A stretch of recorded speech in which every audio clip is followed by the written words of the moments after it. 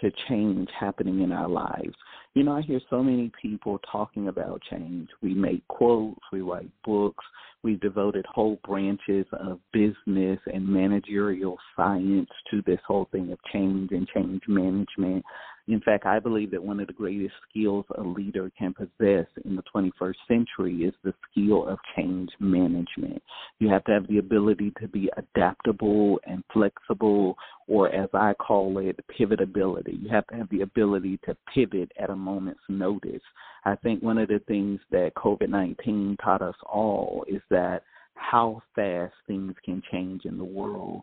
And those organizations that thrived and prospered in that moment were the organizations that knew how to pivot. And essentially, they knew the importance and power of change management, and they put that to use, and they were able to see incredible results as a result of it. And so today I want to deal with something that I feel is a very delicate and fragile subject, but I think it's so important to you, maximizing your potential and moving your life forward. Let me just start with this. I believe essentially that every person on this planet, whether consciously or subconsciously, we all desire to move forward with our lives. The problem is that most people don't know how to move forward. In other words, they come to this place of what I call prophetic paralysis.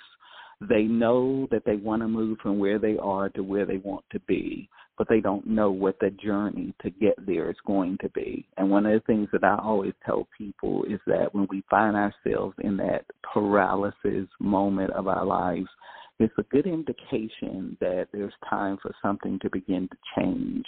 The thing about it is that what we don't understand is that change is not something that we can approach half-heartedly. If you really want something to change in your life, you have to throw yourself into it, and you have to throw yourself into it fully. In other words, change is something that you have to engage to experience in your life. Write that down. Change is something that you have to be willing to engage in order to experience it in your life. And so what happens is we romanticize the idea of change, but the reality is that most people are not willing to do what is necessary to change their lives. And let me tell you why. The reason that we are not really willing to do the things that are necessary to change our lives is because we have to do something different.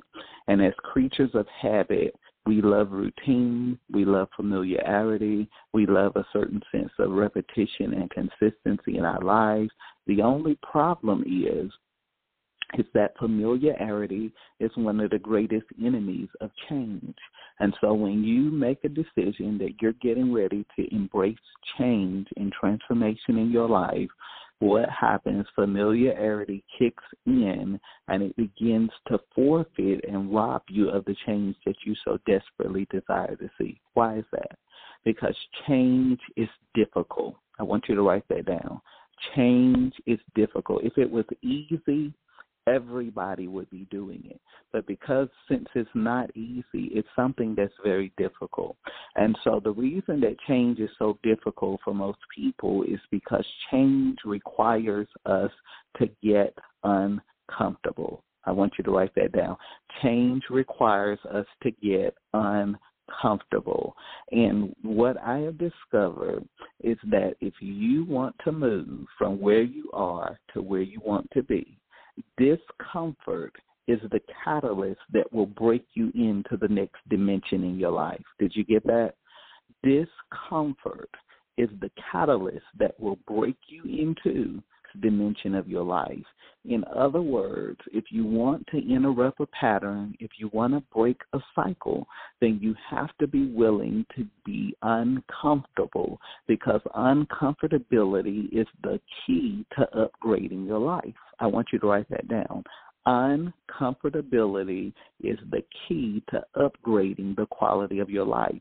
And so the question then becomes, if change requires discomfort, I have to ask myself a very important question. And that question is, what is my discomfort threshold? Write that down. What is my discomfort threshold. Now, I want to delve into this for a moment because this is probably a new concept for many of us as we're hearing this for the first time. And so if there is a discomfort threshold, I have to determine what my discomfort threshold is in my life. And how do I discover and determine this? If I want to know what my discomfort threshold is, I have to ask myself a question. How inconvenienced am I willing to be to improve the quality and the condition of my life? Write that down. How inconvenienced am I willing to be to improve the condition and quality of my life?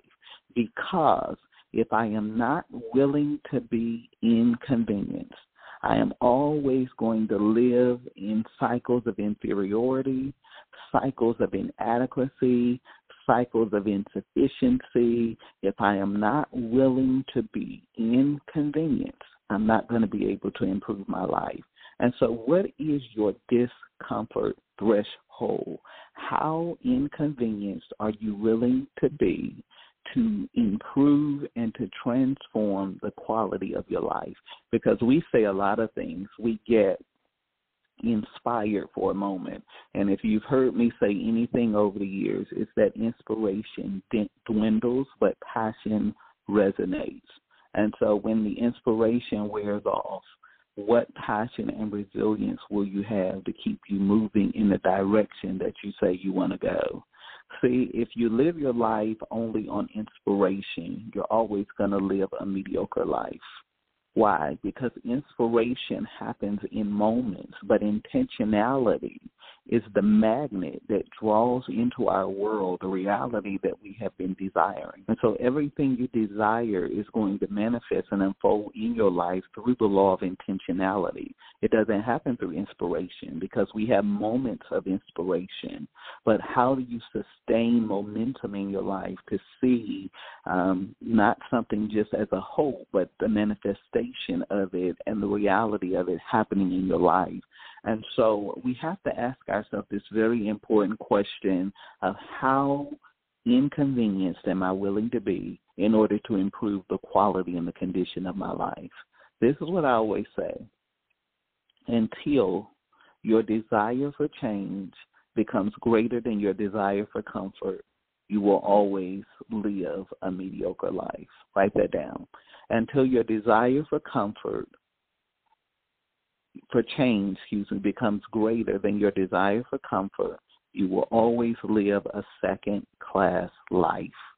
In other words, you have to make a decision that you're going to move from a comfortable life to an extraordinary life. It doesn't take a whole lot to be comfortable. All it takes to be comfortable is to be neutral. That means that we don't desire anything different and we don't pursue anything different. Now, let me say this too. Your desires are exposed by your pursuits. So there are a lot of people that say they desire a lot of things, but they're not pursuing them. And they're not pursuing them because they're not really a desire. It may be a hope. It might be a great interest for it. It may even be a little bit of excitement about it, but it's not truly a desire because a desire takes hold of you. And not only does a desire take hold of you, but a desire moves you. Anything that you truly desire, you will move toward. Anything that you don't desire, you won't move toward.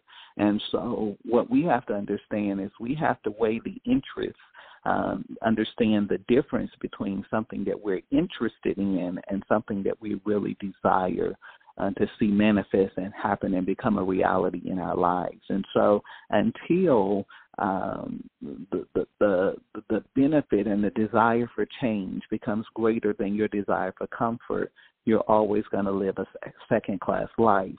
And so then we have to ask ourselves another question: or am I changing? You know, I was having a conversation with someone one time, and they were saying that they really wanted to change XYZ in their lives. And as the conversation progressed, I began to understand and recognize a sequence and a pattern. And we would begin to press into the change that we wanted to see. But what I noticed is that every time it was